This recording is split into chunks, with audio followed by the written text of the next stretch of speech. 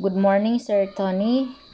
So I'm going to report about the topic American literature during the second creative period, the evolution of Romanticism. So objective at the end of this lesson, we're able to recognize their contributions of the notable American Romantic authors and also their works. Number 2 is we're able to appreciate the legacy of Romanticism in establishing a uniquely American literary identity. So, introduction. The second creative period of American literature, it was started 1830 and up to 1865. So this period is also known as the American Renaissance. It was the time when American writers created some of their most important and lasting works. So it was a time of remarkable literary growth. So this period is special for them because writers were not just copying European styles anymore.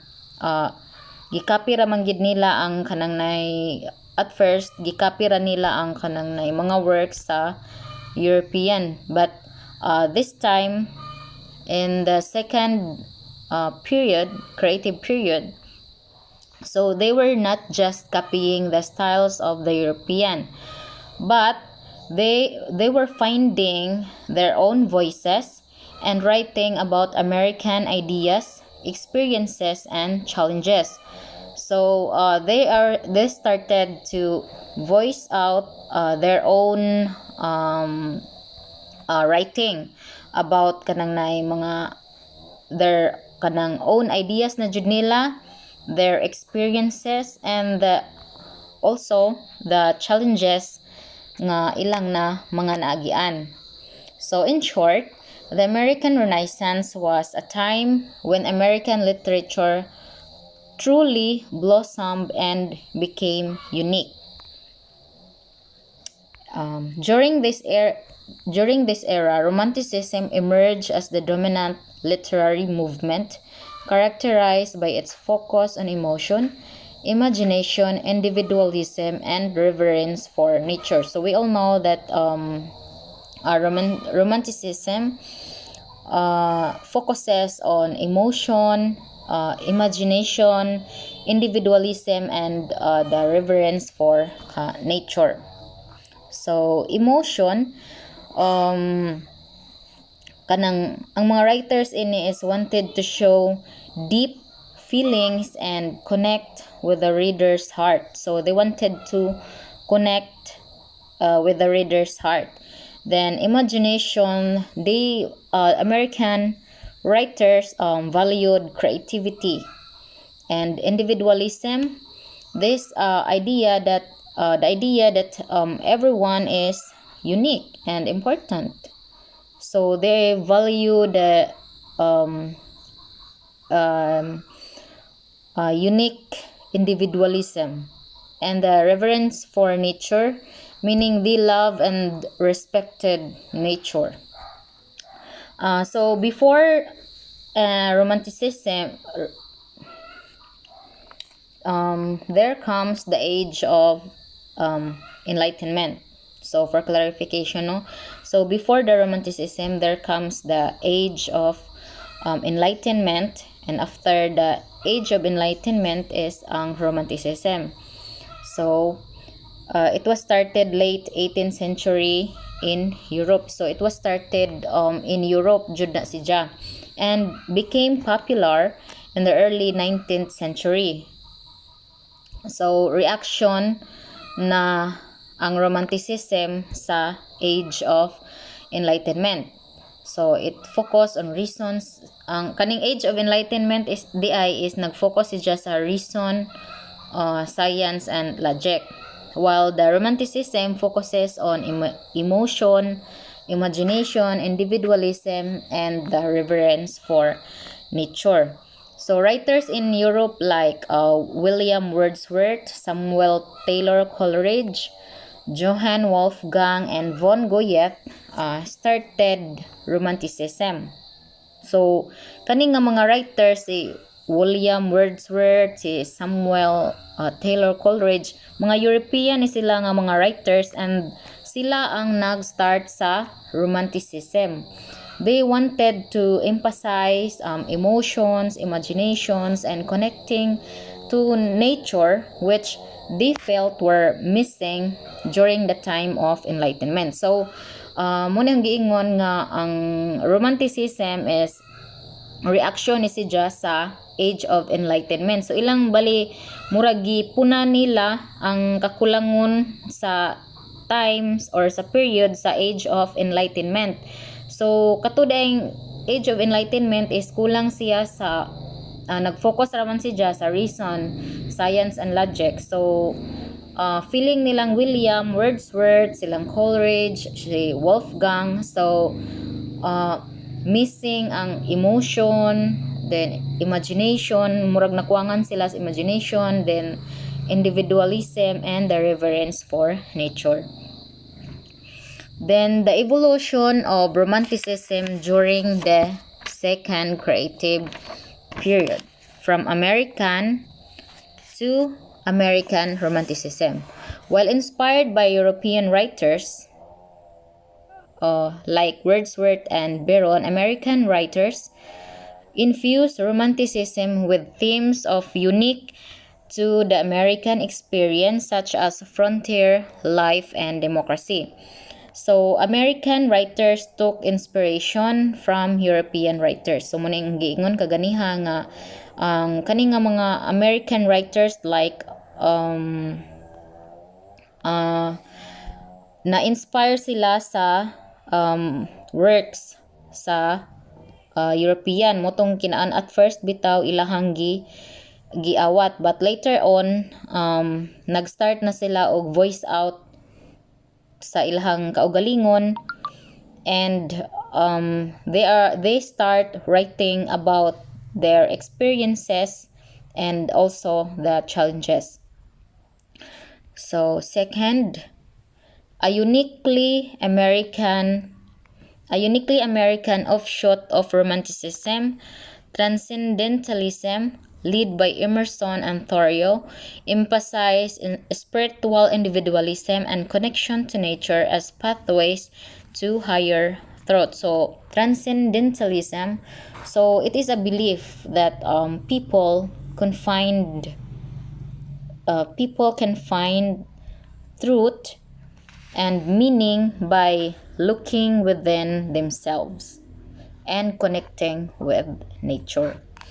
So, writers, they believe that connecting deeply with nature and trusting their own intuition was the way to understand the world and life, or meaningful life. So, ang pag-connect di ay sa nature o kanang nay, if you are writers, so kanang nay, it leads the way to understand the world and meaningful life. And then third is respond to social changes. So while writers respond to industrialization by contrasting with the purity and beauty of nature, they grappled with moral and social questions such as slavery, women's rights, and justice. So kanang during this time there are kanang mga happenings where kanang nay parehas karon gihapon makarelate ta ani na mostly kining slavery is during this time nga kanang during the time of colonialism.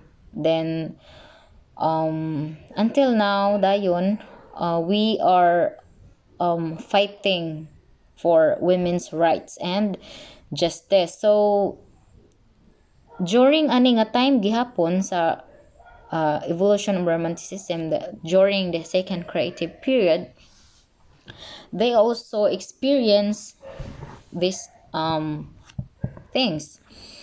And that is why writers criticize industrialization. Sa meaning industrialization, it's the rapid growth to factories and cities. While it brought new technology and jobs, sadly it also caused pollution and social problems. So ang mga writers ni respond sila to social changes by showing how it giunsa sa industrialization pag-hurt ang nature. So they also wrote about the important issues like slavery, women's rights, and fairness. So hoping to make people think. Gisuwat nila ni kay because they are hoping nga mahuna-hunaan sa mga tao and kanang na to bring changes as well. Wait. And the duality of romanticism. Duality because naay light romanticism and also dark romanticism. So light romanticism celebrated beauty, optimism, and self-reliance. Example ani is ang work ni Emerson ug ni Whitman. Then dark romanticism delved mas deeper siya. So it delves into human flaws. Mura siya og kanang negative, something negative, and ang light is something positive. So notable authors and their contributions.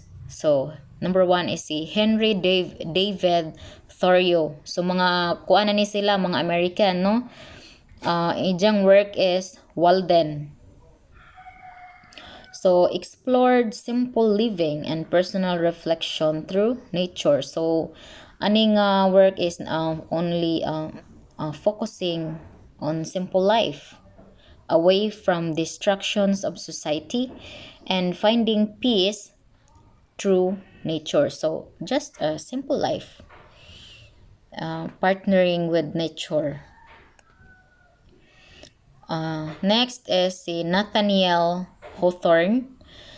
Ijang work is The Scarlet Letter. It was written 1850 or it published 1850. So examined sin, guilt, and societal judgment.